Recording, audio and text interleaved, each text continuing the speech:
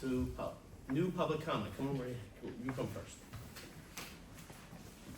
You got this practice. You got it ready now. Thank you. And just briefly, back to the fire department roof, I also had a flat roof on my garage and had it replaced by MR Roofing out of Mannheim, and they do come with 30-year warranties. Yeah. So that, yeah, that, they should, a good rubber roof should be lasting 30 years, so. Excuse me, And can you say, They did an excellent job. Oh, too. yeah, you just We should repeat your send it. name and. My name is Julie Kovach, and I live at 1674 Farmington Avenue. Right after. So I've been living at that address since 1991. I'm a Pottsgrove High School grad and a Pottsgrove School District retiree. And I'm here this evening to bring to your attention some issues that we're still having on Farmington Avenue. And this is the stretch from Farmington and Evans Road to Farmington and Route 100. So it's the west side going towards Boyertown. Other than Route 100, this stretch of roadway has just become a major thoroughfare. It's probably one of the busiest traveled roads in our township. And there's not one traffic control sign on this road. From when people turn onto Farmington Avenue from 562 until they get to Route 100, there's not even one stop sign. So people are flying through this area on a daily basis. Monday, we get a little reprieve on the weekend, it's not quite as bad, but Monday through Friday, it's 24/7. The road's marked 35 miles an hour, but take my word, no one's driving 35. Most of the people are over 45 miles an hour on this road. It creates a lot of noise and a lot of dangerous activity for the driveways. There are driveways every couple feet on this road. But the people that live there are afraid to pull out of their driveways, are afraid that when we're coming down the road and we have our signal on and our brakes on and we're slowing down, we're hoping and praying that the people behind us are doing as well. And there's tailgating. I personally replaced all the windows and doors in my home, purchased blackout curtains, and moved bedrooms to the back of the house. That's how obstructive this is to our daily life. It's already led to accidents. We just had an accident about 8 weeks ago. Someone was coming from Route 100 towards Boyertown, traveling too fast. Someone backed out of a driveway. The person swerved around the person and hit the person coming the other way. So it's just general chaos. It's extremely aggressive. The people on this road act like we are in their way. We're in their way. We're the residents that live there. I've been paying on my home for over 30 years. And yet I'm in their way, in my neighborhood. So thankfully no one was injured in that accident, but if this continues, it's only a matter of time until someone does get injured out here. We have large construction dump trucks that are traveling up and down this road. We also have tractor trailers now traveling to Colebrookdale Enterprises. This is the first time in the 35 years I've lived there that I've seen so many tractor trailers on this road. And they're driving down to Colebrookdale Enterprises, which is a flag company, small business. Great that they're doing well, that's wonderful. We want to see that. But we don't want to see these tractor trailers driving faster than 35 miles an hour through a neighborhood in our township. It's not a highway. This is our neighborhood. We're always told this is our township. Our neighborhood's being taken from us. It's a first-class wreck out there.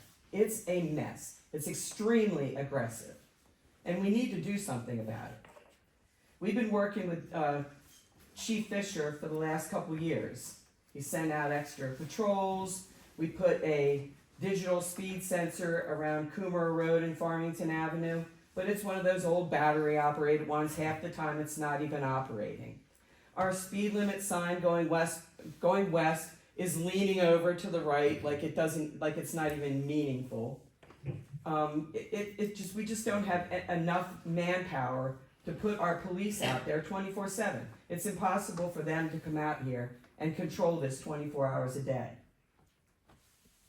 I've even personally called down to Colebrookdale Enterprises and asked them to please let your tractor trailer drivers know they're driving through our neighborhood.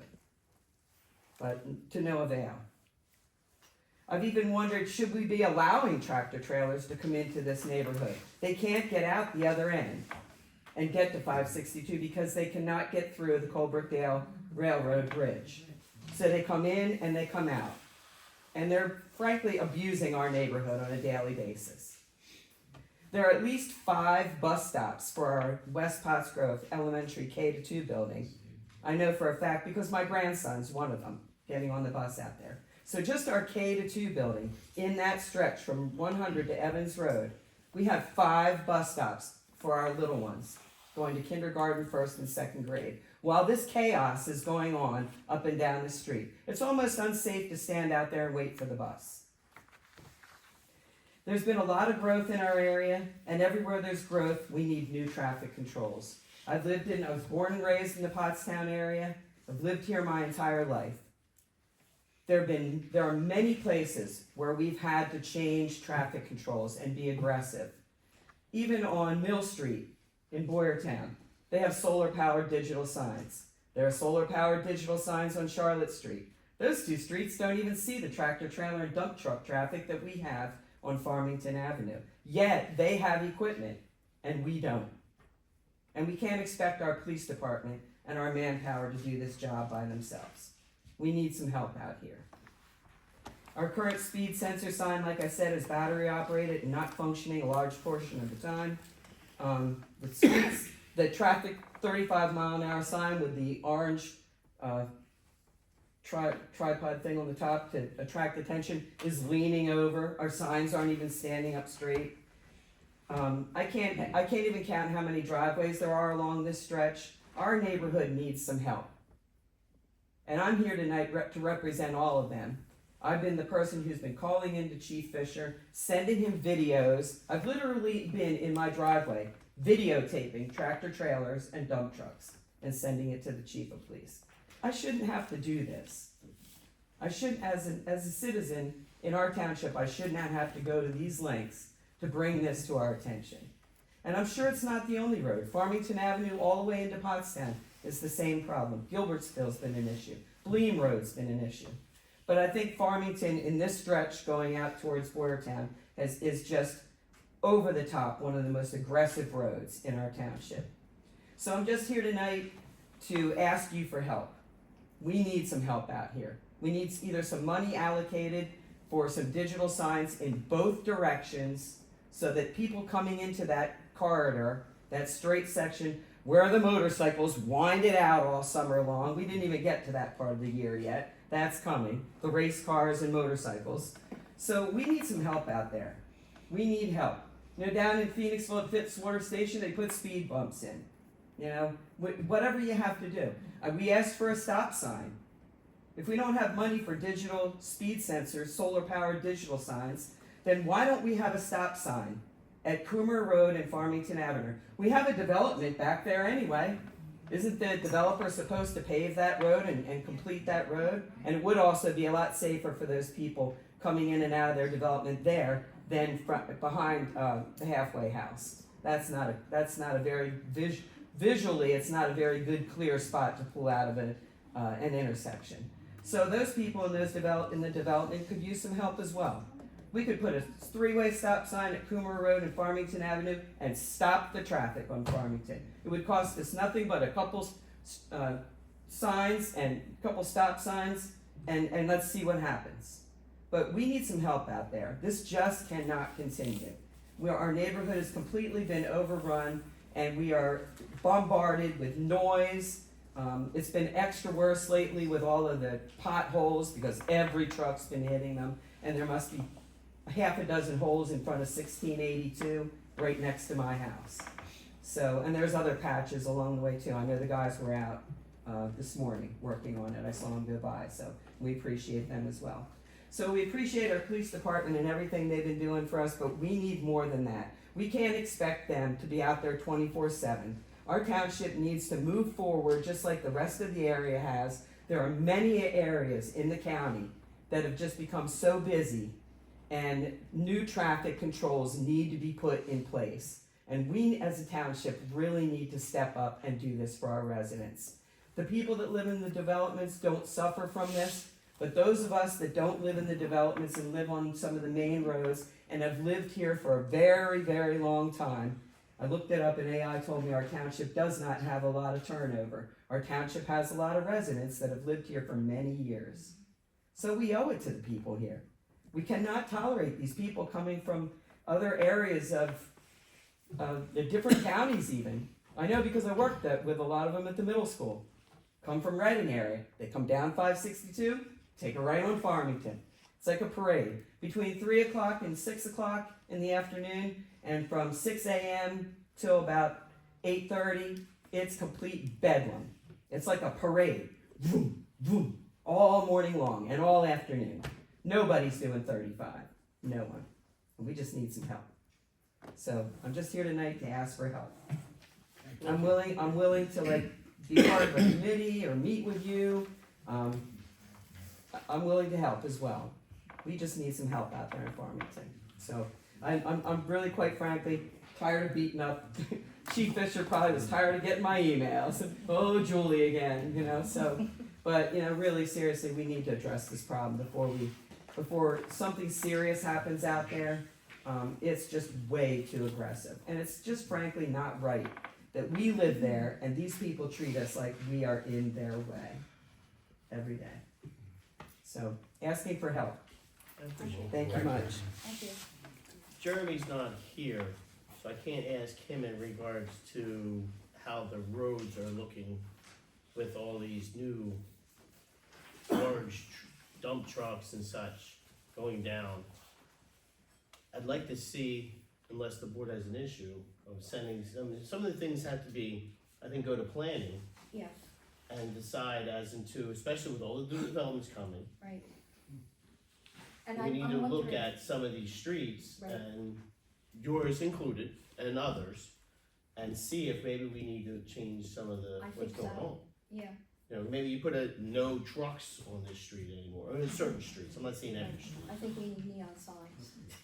Because maybe, Yeah, I think this is like the first time that I've ever seen the tractor trailers going down Farmington. And quite frankly, that business is in Douglas Burke's Township. And it's gonna And affect they're our beating roads up the our whole roads, time. and who's paying for And that's that? why I'm gonna ask Jeremy, but he obviously. Yeah, he's we're not. paying for that. Dan, Yeah. do you have any suggestions, or could you work on that with the chief? Oh, absolutely, and my first suggestion would be, from my experience, my daughter lives in Jenkintown. It's in the eastern end of Montgomery County, and their troublesome streets are loaded with speed bumps. People would complain that it's a hindrance to snow plowing, but the trade-off is well worth it. Well worth it. Excuse me, but we could get portable speed strips. You could do that to try it, and once the traffic gets accustomed to that location, you move it. I don't know about speed bumps yet, I don't know if we're going that far, but let's see about Oh, there are looking other over, options. obviously not Farmington, and maybe some other areas that we're looking at too about, because obviously if you have all these developments coming in, Mhm. all new businesses that are bringing in these larger trucks and such, as to maybe work with the planning committee and see if there's something we need to change. Al, Absolutely. I personally know it's horrible. Yeah. Instead of lip service, we gotta take care of this community. Yeah, we do. We really should send somebody out or have a study or something. We're at a The point trucks, now. you can't drive down there at 35, they're right on your tail. I go every day and it's ridiculous. It is ridiculous. I'm afraid myself somebody's just gonna hit me in the rear. Right. So we need speed strips even in the developments. People are speeding in the I think development. first of all, we have to try to address the truck traffic. The truck traffic Yes. is unbelievable. It is. And I don't know if they're trying to avoid 100 or they're coming out of Boyertown and that's the shortcut, because that's what it is. It's just like Julie said about people coming from Reading, you go over Greshville Road, shoot out onto Farmington Avenue, and they shoot down Right. 100. So, but the truck traffic is the word. The truck traffic, and our mix-up guy, Corporal Goulden, that's where he does a lot of his mix-up details, is right at Moyer and Farmington, and it doesn't deter him at all. So, I mean, you're talking, he has to do a minimum of 70 trucks. I said to Julie, he probably does 40 of them there, at least maybe 50, but that's his spot where he sits, and the truck traffic is amazing on Farmington Avenue. And some on Gilbertsville as well. Gilbert, yes. And we definitely wanna get the planning committee then to Yeah. be looking at some of that, I mean, obviously, Agreed. Well, why don't we'll follow up with discussion and get a plan together and we'll stay in touch. yeah. And we'll work with Al, the manager, and the board. It's horrible. It is horrible. I'm Thank afraid you. myself sometimes. Yeah, it's so aggressive, it's just completely out of control. You have a question? Jim Kaminsky, 1958 Yarnell Road. Earlier, we heard about the used car. It's a Band-Aid. Put a solar red light on it and park it at Farmington and Cooper. It'll slow down. And every other They day. will for a little bit, yeah. Until they realize. I think they're at another town. We can take one out, we can take any, we can just take one of our other cars out and put it there. But you have this old one, you're gonna get. But- I'll send it. But we are going to see if we can help, and that goes for not just your road, Farmington, but Right. a lot of changes need to be made, In general, right? especially in general for our area, especially for the large commercial vehicles that are going over our roads that are causing us to be paying Exactly. for them, and they're going to businesses outside. Mm-hmm. So we do need to look at that. All right, do I have any other public comments? Go ahead. Obviously state your name, address, please. Oh, yes, Joan Stevens, 1720 Gilbertsville Road. I totally agree with everything that's been said. I try and cross Gilbertsville Road every day to go walking. I walk over, first of all, okay, I do understand that there's a snow removal ordinance in the township, stating that sidewalks need to be cleared within 24 hours after a snowstorm.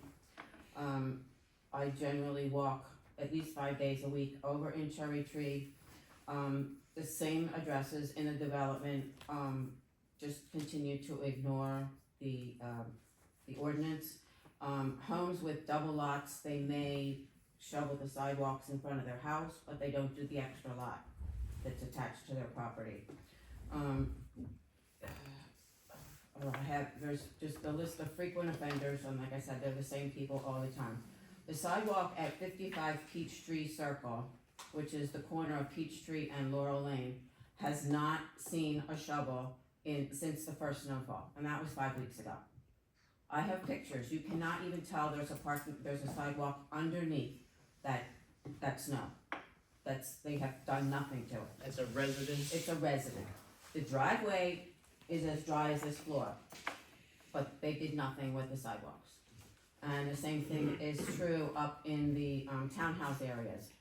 There are people who, now a lot of them, they may be rentals, however, they will clear the sidewalk attached to their driveway, but the 2 to 5 foot strip of grass between the houses, the sidewalk attached to that grass strip is not cleared.